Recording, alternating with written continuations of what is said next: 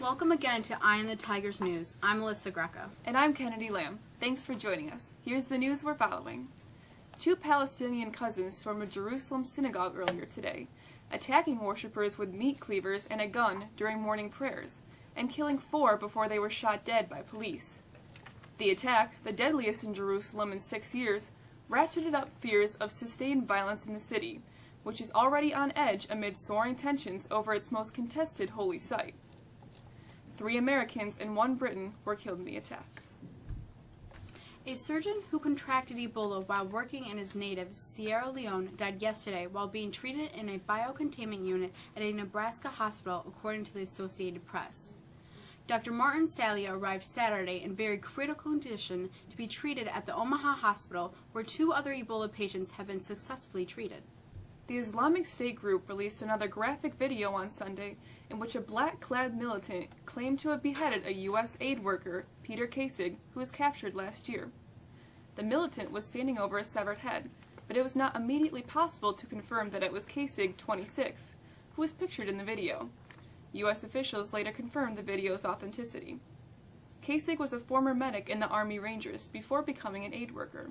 He is the 6th Westerner to be murdered this way. Lawsuits filed Monday against Harvard University and the University of North Carolina at Chapel Hill argue that affirmative action policies should be banned at colleges across the nation. The federal suits allege Harvard and UNC rely on race-based affirmative action policies that impact admissions of high-achieving white and Asian American students. The Harvard lawsuit also contends that the Ivy League university specifically limits the number of Asian Americans it admits each year. The U.S. should spend $1.5 billion more a year to make sure every child has access to high-speed internet connections at school, the head of the Federal Communications Commission said on Monday in a proposal endorsed by the Obama administration that would increase slightly the fees consumers pay each month on their phone bills. If approved by the Commission as expected next month, the FCC would be allowed to spend as much as $3.9 billion a year to wire schools and libraries in low-income or rural areas with broadband connections that educators say are crucial to the modern classrooms. U.S. airlines are saving tens of millions of dollars every week because of lower prices for jet fuel, their largest expense. So why don't they share some of the savings with passengers? Simply put, airlines have no compelling reason to offer any breaks. Planes are full, investors want to pay out, and new planes are on order. In fact, fares are going higher, and those bag fees that airlines instituted in 2008 when fuel prices spiked aren't going away either. In the 12 months ended in September, U.S. airlines saved $1.6 billion on jet fuel. That helped them post a 5.7% profit margin in the first 3 quarters of this year. 20 years after the 1994 original, Dumb and Dumber 2 opened with $38.1 million at the weekend box office, according to studio estimates Sunday. The Universal sequel debuted almost exactly 2 decades after the Farley brothers first introduced the Jim Carrey and Jeff Daniels low IQ duo. Who's this? Oh, that's Butthole. I found him out in the alley. Why'd you name him Butthole? Because of this. Good name. Totally fits. The animated Disney adventure Big Hero 6 took in $36 million in its second week. Interstellar slid into third in its second week with an estimated $28.2 million. It's cold out there today. Wow, 20 degrees was the early morning temperature this morning, and it looks like it's going to continue. Here's Aislinn Floats with the details about our weather.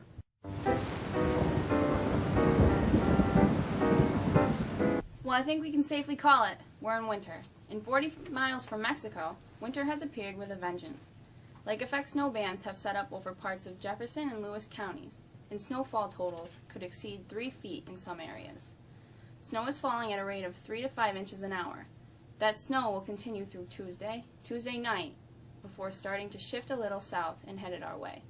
But it's doubtful that we'll see any significant snowfall, as the bands will remain primarily to the north. To our west, several feet are also expected from Lake Erie, so much so that the New York State Thruway is closed in both directions beginning at exit 46 through Pennsylvania border, nearly 150 miles. Our best chance for some measurable snow comes Thursday into Friday as the lake effect machine starts up again. This time, winds setting up more westerly.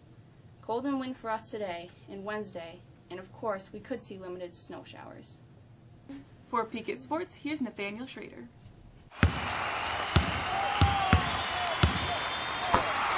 The Florida Marlins persuaded Giancarlo Stanton to say yes. He couldn't afford to say no. Stanton agreed to terms Monday on $325 million, 13-year contract. It's the most lucrative deal for an American athlete, and the average is $25 million per season. He'll average more than $56,000 per game. The Steelers came back from a fourth-quarter deficit to beat the Tennessee Titans 27-24 last night on Monday Night Football to close out Week 11. And the mighty have fallen. The UConn women's basketball team's 47-game winning streak ended last night in Northern California as the number 1 ranked Huskies lost to Stanford 88-86. UConn hadn't lost a game since March of 2013. After a wild weekend in college football that saw the number 1 team Mississippi State fall, we can expect brand new rankings to show a significant change in the top 4 as the teams look to get into the inaugural 4-team national championship playoff. Florida State is expected to move to number 1 with Oregon and Alabama at 2 and 3. We'll have to see if Mississippi State hangs at number 4, or does Ohio State or TCU or somebody else move into the final spot. And finally, Gordie Howe's family says the Hockey Hall of Famer has taken a turn for the worst. After suffering yet another stroke recently, Mark Howe said Sunday his father's most recent stroke occurred about a week ago. The younger Howe said chronic back pain, advanced stages of dementia, and high blood pressure are taking a toll on his bedridden father. The man known as Mr. Hockey played professionally until he was 50. And with a look at what's on the calendar, here's Abby Garrett.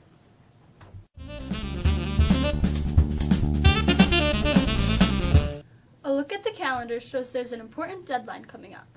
Students interested in taking part in the annual NHS Red Cross Blood Drive need to have their paperwork submitted to Mr. Deckman by the 21st. Of course, the blood drive takes place next Monday, the 24th. Speaking of NHS, congratulations to new inductees who will be formally inducted during tonight's ceremony at the high school auditorium.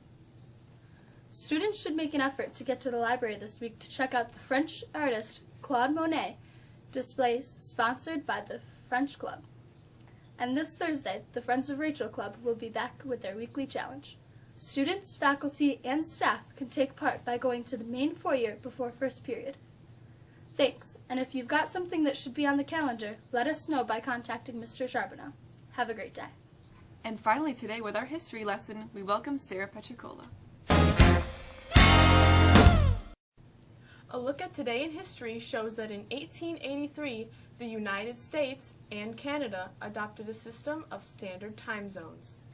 In 1928, the first successful sound-synchronized animated cartoon, Walt Disney's Steamboat Willie, starring Mickey Mouse, premiered in New York. In 1966, U.S. Roman Catholic bishops did away with the rule against eating meat on Fridays.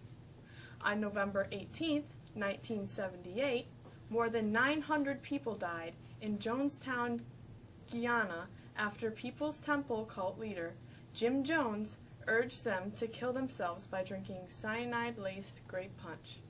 Thanks for joining us on Eye on the Tigers News. Look for us again on Thursday. I'm Kennedy Lamb. And I'm Melissa Grefko. Have a great day.